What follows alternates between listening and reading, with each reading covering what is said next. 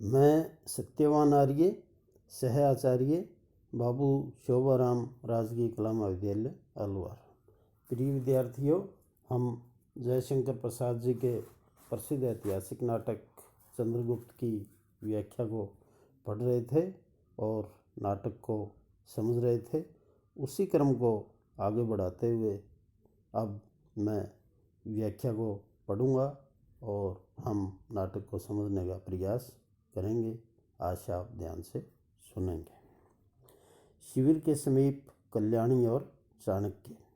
कल्याणी, आर्य, अब मुझे लौटने की आज्ञा दीजिए, क्योंकि सिकंदर ने विपाशा को अपने आक्रमण की सीमा बना ली है। अग्रसर होने की संभावना नहीं और अमात्य राक्षस भी आ गए हैं। उनके साथ मेरा जाना ही उचित है। चाणक्य, और चंद्रगुप्त से क्या कह दिया जाए? कल्याणी, मैं नहीं जानती। चाणक्य, परंतु राजकुमारी, उसका असीम प्रेमपूर्ण हृदय भग्न हो जाएगा। वह बिना पतवार की नौका के सदृश इधर उधर बहेगा। कल्याणी, आर्य, मैं इन बातों को नहीं सुनना चाहती, क्योंकि समय ने मुझे अव्यवस्थित बना दिया है। तो इस गद्यांश के संवादों में हमने कल्याणी और चाणक्य के वार्तालाप को देखा। अमात्य राक्षस का प्रवेश। राक्षस कौन? चाणक्य। चाणक्य, हाँ अमात्य। राजकुमारी मगध लौटना चाहती हैं। राक्षस, तो उन्हें कौन रोक सकता है? चाणक्य, क्यों, तुम रोकोगे? राक्षस, क्या तुमने सबको मूर्ख समझ लिया है? चाणक्य, जो होंगे वे अवश्य समझे जाएंगे। अमात्य, मगध की रक्षा अभिष्ट नहीं है क्या? राक्षस, मगध विपन्न कहाँ है? राक्षस चाणक्य से कह रहा है कि जो मगध है वह कमज़ोर नहीं है। चाणक्य, तो मैं क्षुद्रकों से कह दूं कि तुम लोग बाधा न दो, और यवनों से भी कह दिया जाए कि वास्तव में यह सुगंधावार प्राच्य देश के सम्राट का नहीं है, जिससे भयभीत होकर तुम विपाशा पार नहीं होना चाहते। यह तो क्षुद्रकों की क्षुद्र सेना है, जो तुम्हारे लिए मगध तक पहुंचने का सरल पथ छोड़ देने को प्रस्तुत है। क्यों? चाणक्य राक्षस से कह रहे हैं कि क्या मैं सिकंदर को मगध पर आक्रमण के लिए निमंत्रित करूं? मुझे क्या ऐसा करना चाहिए? राक्षस विचार कर, आह ब्राह्मण, मैं रहूँगा, यह तो मान लेने योग्य सम्मति है, परंतु। चाणक्य फिर परंतु लगाया, तुम स्वयं रहो और राजकुमारी भी रहें, और तुम्हारे साथ जो नवीन गुलमाए हैं उन्हें भी रखना पड़ेगा। जब सिकंदर रावी के छोर पर पहुंचेगा तब तुम्हारी सेना का काम पड़ेगा। राक्षस, फिर भी मगध पर मेरा स्नेह, मैं उसे उजड़ने और हत्यारों से बचाना चाहता हूँ। चाणक्य राक्षस से कह रहे हैं कि मैं मगध की रक्षा करना चाहता हूँ। कल्याणी, क्या इच्छा है अमात्य? राक्षस, मैं इसका मुंह भी नहीं देखना चाहता, पर इसकी बातें मानने के लिए विवश हो रहा हूँ।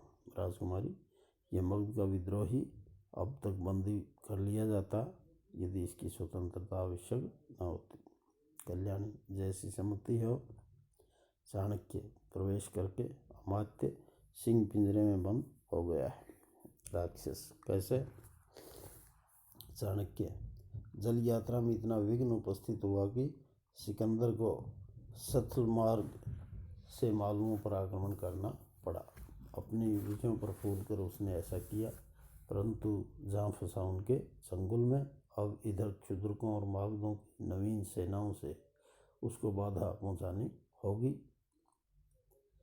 राक्षस, तब तुम क्या कहते हो, क्या चाहते हो? चाणक्य, यही कि तुम अपनी संपूर्ण सेना लेकर विपाशा के तट की रक्षा करो, और क्षुद्रकों को लेकर मैं पीछे से आक्रमण करने जाता हूँ। इसमें तो डरने की बात कोई नहीं। चाणक्य राक्षस को समझा रहे हैं कि सिकंदर ने जल मार्ग से अब हमला नहीं किया, वह स्थल मार्ग से हमला करना चाहता है और वह जो नवीन सेना है क्षुद्रकों और मागधों की, उसके चक्रव्यूह में फंस चुका है और अब आपको विपाशा के तट की रक्षा करनी चाहिए और मैं यानी चाणक्य क्षुद्रकों की सेना लेकर के पीछे से सिकंदर पर आक्रमण करता हूँ। राक्षस, मैं स्वीकार करता हूँ। चाणक्य, यदि न करोगे तो अपना अनिष्ट करोगे। प्रस्थान। चाणक्य, विचित्र ब्राह्मण है अमात्य, मुझे तो इसको देखकर डर लगता है। राक्षस, विकट राजकुमारी, एक बार इससे मेरा द्वंद्व होना अनिवार्य है, परंतु अभी मैं उसे बचाना चाहता हूँ। कल्याणी, चलिए। प्रस्थान। चाणक्य पुनः प्रवेश करके, राक्षस, एक बात तुम्हारे कल्याण की है, सुनोगे? मैं कहना भूल गया था। राक्षस, क्या? चाणक्य, नंद को अपनी प्रेमिका सुवासिनी से तुम्हारे अनुचित संबंध का विश्वास हो गया है। अभी तुम्हारा मगध लौटना ठीक न होगा, समझे? चाणक्य का सवेग प्रस्थान। राक्षस सिर पकड़कर बैठ जाता है। अंधकार दृश्यांतर। इस छोटे से गद्यांश में हम देखते हैं कि जो चाणक्य है वह नंद और राक्षस के बीच में फूट डालते प्रतीत हो रहे हैं। पंच दृश्य बदलता है। पंचनद के पथ में एक पड़ाव पर। धनदत्त, नियति क्या चाहती है, तुम बतलाओगे?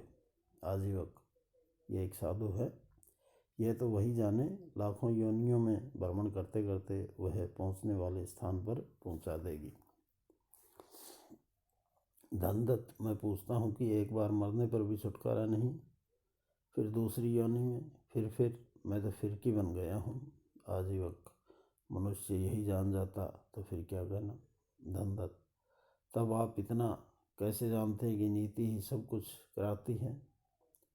यही क्या सत्य ज्ञान है? चंदन, अरे ज्ञान के पीछे क्या सर खपाए हो भाई, मगध में ज्ञानियों और दार्शनिकों की तो बाढ़ आ गई है।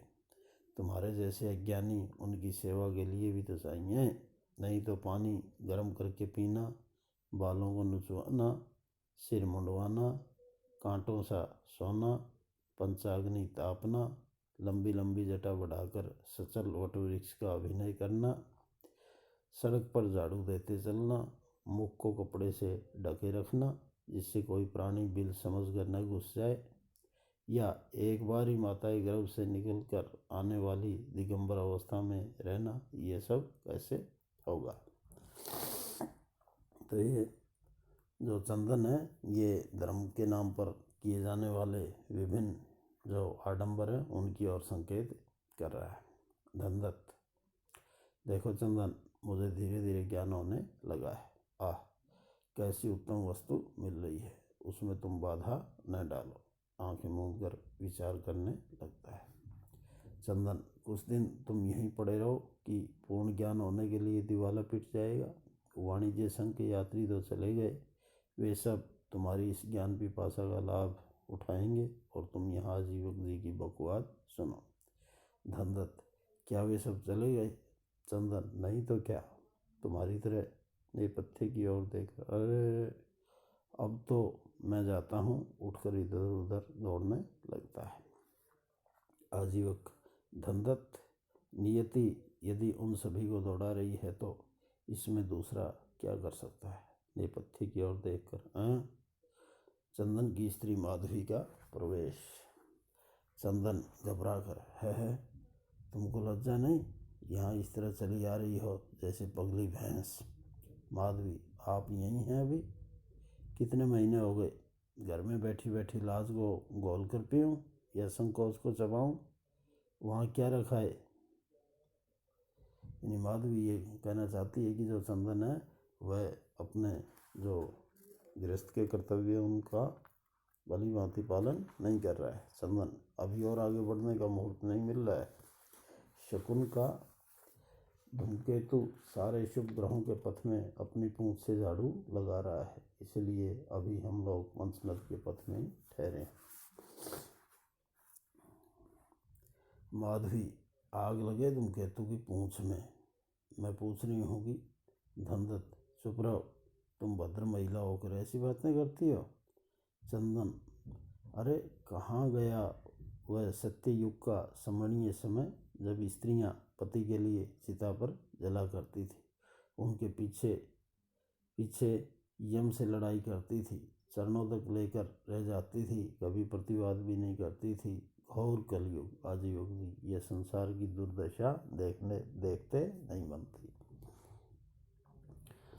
जो चंदन है वह ये कह रहा है कि पुराने समय में जो स्त्रियां हैं वह आँख मूंद करके पति की सब बातों को मानती थी, लेकिन अब जो स्त्रियां हैं वे तर्क वितर्क करने लगी हैं और उस चंदन को ये लगता है कि अब सतयुग नहीं बल्कि कलयुग आ गया है।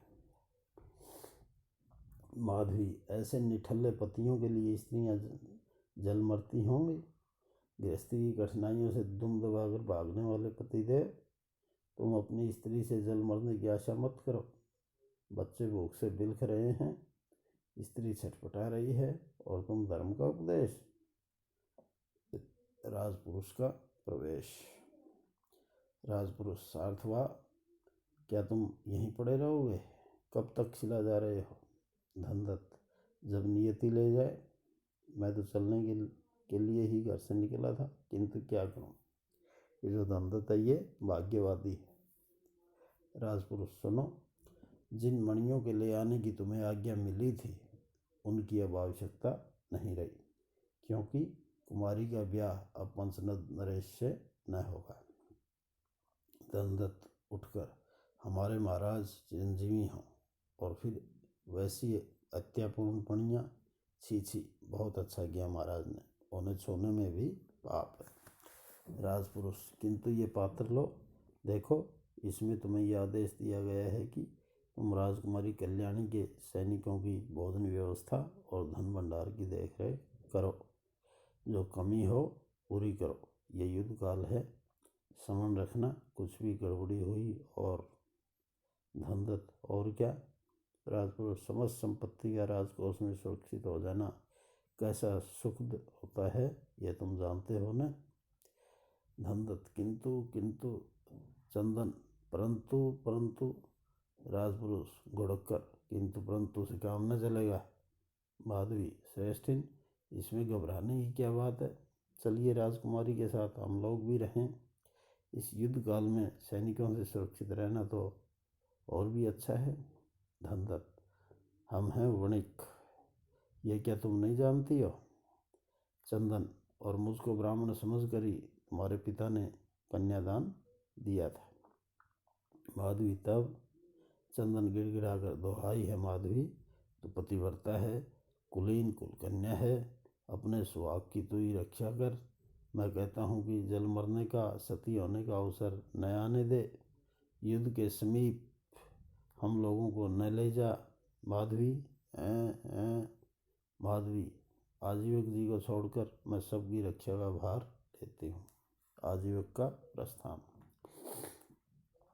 राजपुरुष, माधवी तुम ठहरो, मैं अभी आता हूँ। प्रस्थान, ग्रीक सैनिकों का प्रवेश। चंदन, अरे ये कौन, कहाँ से? सैनिक, हमारे घोड़ों के लिए। चंदन, साइज सही है क्या? सैनिक, चंदन और धनदत्त को देखकर, ओहो, तुम लोग ठीक समय पर मिले, बताओ यहाँ चारा कहाँ मिलेगा? पकड़ लो इनको। ग्रीक सैनिक घेर लेते हैं। सैनिक धनदत्त को देखकर, बड़ा मोटा है ये। धनदत्त, हम लोग तो कुछ कर भी नहीं सकते। सैनिक, क्यों? चंदन, नियति का निर्देश जो करावेगी वही होगा। सैनिक, तो समझ लो मैं तुम्हारी नियति हूँ। देखो जी, इन सबों के पास क्या है, ये गुप्तचर तो नहीं। सब धनदत्त की गठरियों को देखने लगते हैं। धनदत्त, अरे छू लिया उसमें सब। सैनिक, क्या? चंदन, ठहरो भाई, पहले मुझे भाग जाने दो। धनदत्त सैनिक को पिटारी खोलते देखकर, अरे सरप सरप। सैनिक पिटारी छोड़कर, क्या? चंदन, मणिधर। ग्रीक सैनिक आश्चर्य से, क्या तुम लोग सपेरे हो? धनदत्त, जी जी जी। ये माधवी देखकर, यह सांप पकड़ना जानती है, भागे हुए पुरुषों को भी खूब ही पकड़ लेती है। चंदन, और माधवी, ठहरो, मैं भी पिटारी खोल दूं। खोलने का अभिनय करती है। चंदन उछल कूद मचाता है। इतने में राज पुरुष सैनिकों के साथ आता है। ग्रीक सैनिक भागते हैं। सबका प्रस्थान। तो ये जो धनदत्त, चंदन और माधवी हैं, ये सपेरे बनने का अभिनय करते हैं और पिटारी में से उन्हें सांप निकालने की बात कहते हैं और सांप का भय देख करके जो ग्रीक सैनिक हैं वे भाग जाते हैं। अगला दृश्य देखें। मालव दुर्ग के भीतरी भाग में एक सोना परकोटा। मालविका, अलका, इधर तो कोई भी सैनिक नहीं है, यदि शत्रु इधर से आवे तब। अलका, दुर्ग ध्वंस करने के लिए यंत्र लगाए जा चुके हैं, परंतु मालव सेना भी सुख की नींद नहीं सो रही है। सिंगरण को दुर्ग की भीतरी रक्षा का भार देकर चंद्रगुप्त नदी पट से यवन सेना के पृष्ठभाग पर आक्रमण करेंगे। आज युद्ध का अंतिम निर्णय है। जिस स्थान पर यवन सेना को ले आना अभीष्ट था वहां तक पहुंच गई। तो यहाँ अलका और मालविका आपस में बात कर रहे हैं कि आज चंद्रगुप्त और सिकंदर के बीच में युद्ध होगा और सिकंदर को जिस स्थान पर ले आना था वहाँ पर चतुराईपूर्ण ले आया गया है और अब युद्ध होगा। मालविका, अच्छा, चलो कुछ नवीन आहत आ गए हैं, उनकी सेवा का प्रबंध करना है। अलका देखकर, मालविक, मेरे पास धनुष है और कटार है, इस आपत्ति काल में एक आयुध अपने पास रखना चाहिए, तू कटार अपने पास रख ले। अलका मालविका से कह रही है कि इस युद्ध काल में हमारे पास अपनी रक्षा के लिए कोई हथियार होना चाहिए और तुम्हें भी अपने पास एक हथियार रखना चाहिए।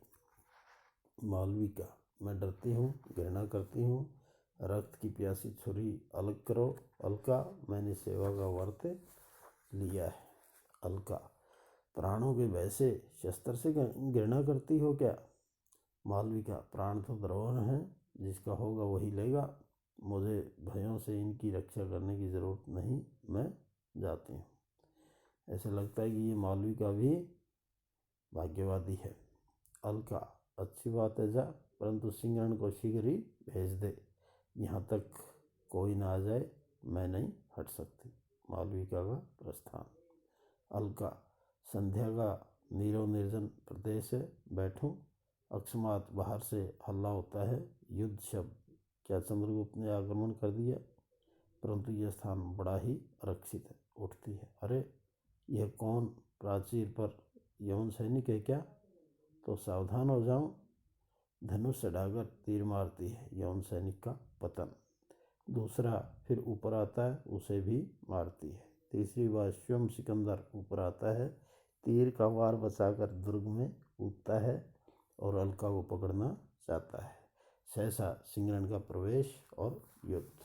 सिंगरण तलवार चलाते हुए, तुमको स्वयं इतना साहस नहीं करना चाहिए सिकंदर, तुम्हारा प्राण बहुमूल्य है। सिकंदर केवल सेनाओं को आज्ञा देना नहीं जानता, बचाओ अपने को। भाले का वार करता है। सिंगरण ऐसी फुर्ती से भाले को ढाल पर लेता है कि वह सिकंदर के हाथ से छूट जाता है। यवनराज विवश होकर तलवार चलाता है, किंतु सिंगरण के भयानक प्रत्याघात से घायल होकर गिरता है। 3 यवन सैनिक कूद कर आते हैं, इधर से मालव सैनिक पहुंचते हैं। सिकंदर और मालव सेना का युद्ध हो रहा है और दोनों के जो मुख्य योद्धा हैं, यवन सेना के जो शासक सिकंदर और मालव सेना के बड़े योद्धा सिंगरण का आपस में युद्ध होता है और उसमें सिंगरण सिकंदर पर भारी पड़ते हैं। सिंगरण, यवन दुस्साहस न करो, तुम्हारे सम्राट की अवस्था शोचनीय है। ले जाओ, इनकी शुश्रूषा करो, यानी इनकी सेवा करो। यवन दुर्ग द्वार टूटता है और अभी हमारे वीर सैनिक इस दुर्ग को मटियामेट करते हैं। सिंगरण, पीछे चंद्रगुप्त की सेना है मूर्ख, इस दुर्ग में आकर तुम सब बंदी हो गए। ले जाओ सिकंदर को, उठा ले जाओ, जब तक और मालूमों को यह न विदित हो जाए कि यह वही सिकंदर है। मालो सैनिक, सेनापति, रक्त का बदला इस नृशंस ने निरी जनता का कारण वध किया है। प्रतिशोध, एक जो मालो सैनिक है वह सिंगरण से अनुरोध करता है कि इस सिकंदर को दंडित किया जाना चाहिए, इसने हमारी जनता का वध किया है, इससे बदला लिया जाना चाहिए। सिंगरण, ठहरो मालवीरो ठहरो। यह भी एक प्रतिशोध है, यह भारत के ऊपर एक ऋण था। पर्वतेश्वर के प्रति उदारता दिखाने का यह प्रत्युत्तर है। यवन जाओ, शीघ्र जाओ। सिंगरण मालो सैनिक से कह रहा है कि इसने पर्वतेश्वर यानी राजा पोरस या पुरु के प्रति इसने उदारता दिखाई थी, उसके प्राणों को इसने बख्श दिया था या उसके प्राण नहीं लिए थे। इसी कारण हम भी इसे एक अवसर देना चाहते हैं, हम इसको नुकसान नहीं पहुंचाना चाहते। तीनों यवन सिकंदर को लेकर जाते हैं। घबराया हुआ एक सैनिक आता है। सिंगरण, क्या है? सैनिक, दुर्ग द्वार टूट गया, यवन सेना भीतर आ रही है। सिंगरण, कुछ चिंता नहीं, दृढ़ रहो, समस्त मालो सेना से कह दो सिंगरण तुम्हारे साथ मरेगा। अलका से, तुम मालविका को साथ लेकर अंतपुर की स्त्रियों को भूगर्भ द्वार से सुरक्षित स्थान पर ले जाओ।